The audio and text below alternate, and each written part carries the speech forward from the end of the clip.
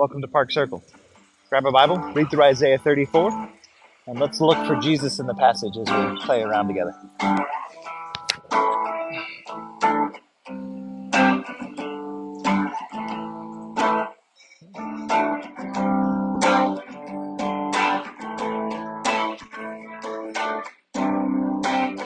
Isaiah 34 starts as a bit of a return to form as the Lord pronounces judgment on the nations. The Lord is not mysterious in his presentation. Instead, he starts off, he says, "Let it be made known to the people. The Lord is enraged with the nations." In his rage, he's devoted the nations, to destruction.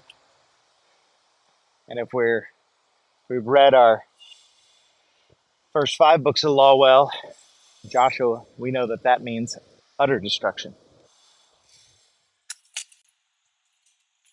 The picture of their destruction is fairly gruesome,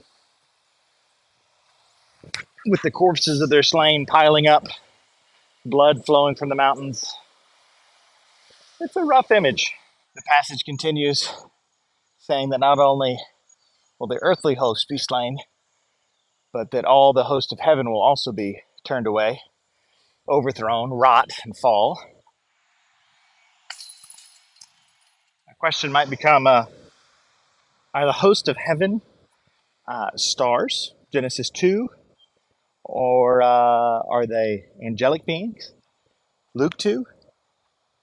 And I would argue, becoming increasingly convinced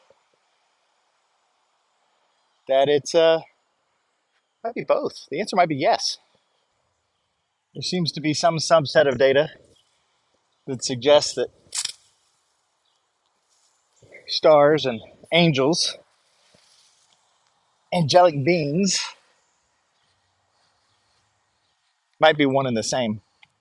Hence the regular temptation for people to worship the stars, and for what Paul talks about in terms of the powers and principalities. So when we see the Lord executing judgment and vengeance against flesh and blood and against the host of heaven, all their hosts, I think there's a ultimate destruction of nation, both of the people and of the heavenly host, the powers and principalities behind them.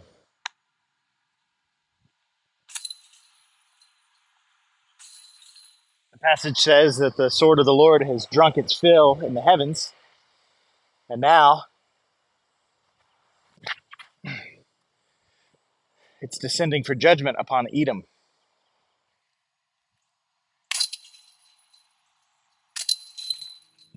Now, Edom is interesting because the Edomites are descended from Esau, Jacob's older twin brother, who sold his birthright.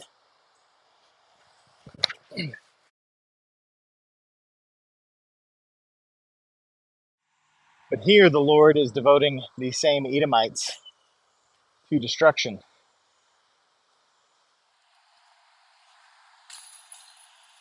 The destruction of Edom not only includes the people in the heavenly host associated with them, but even their animals and livestock are slain as a sacrifice to the Lord. Even the land will suffer for the cause of Zion, being turned into sulfur and burning pitch.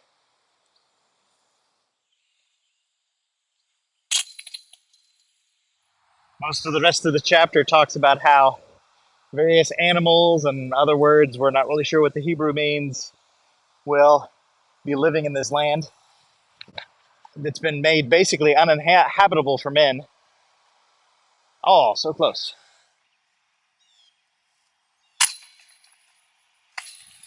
I'm no Hebrew expert. From what I understand, though, some of the interpretive challenges, the animals listed here, might be better interpreted as seeing the Lord giving a dwelling place for monsters, but providing for them the same territorial protections that he gives to other nations and peoples.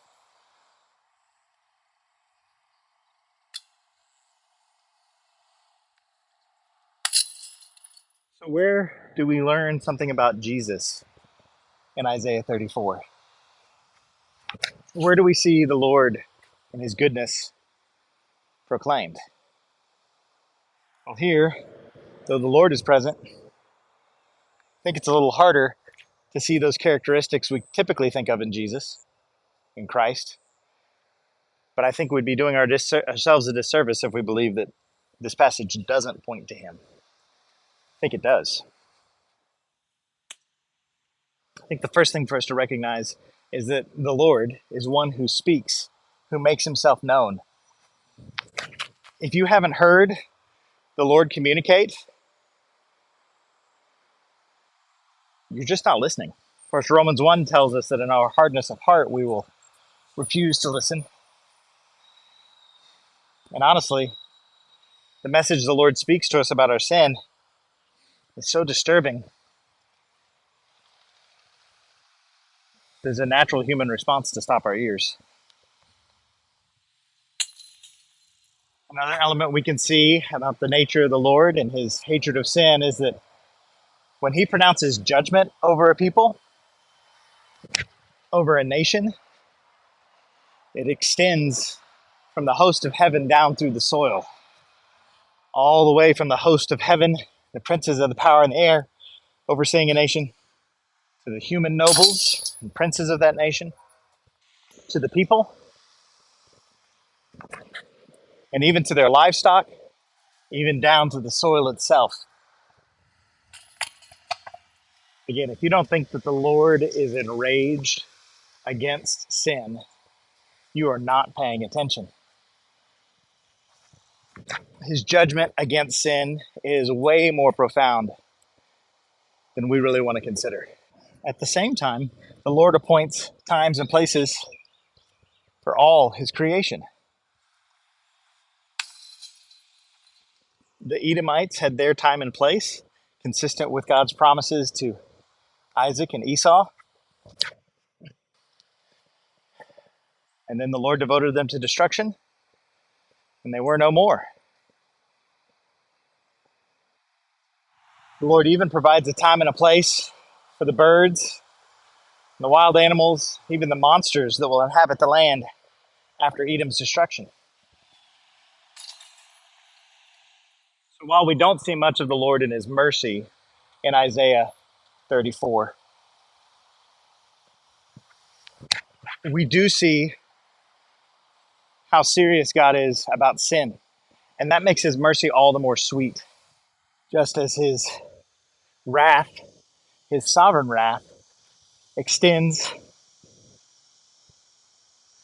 from the host of heaven to the very soil, so does his mercy. We see that in a temporal sense, where at the end of Jonah, the Lord shows mercy on a repentant Nineveh for the sake of the human souls, but also for much cattle. We also look forward to when Christ will make all things new. His mercy will be not just on human souls, but when he makes a new heavens and a new earth, rectifying all wrongs. So trust in the Lord today. Rejoice in Christ, who is both holy and righteous against sin and merciful. Let's rejoice in the Lord today. Keep meditating on his word, looking for Christ in every passage. And I hope you'll join me again next time.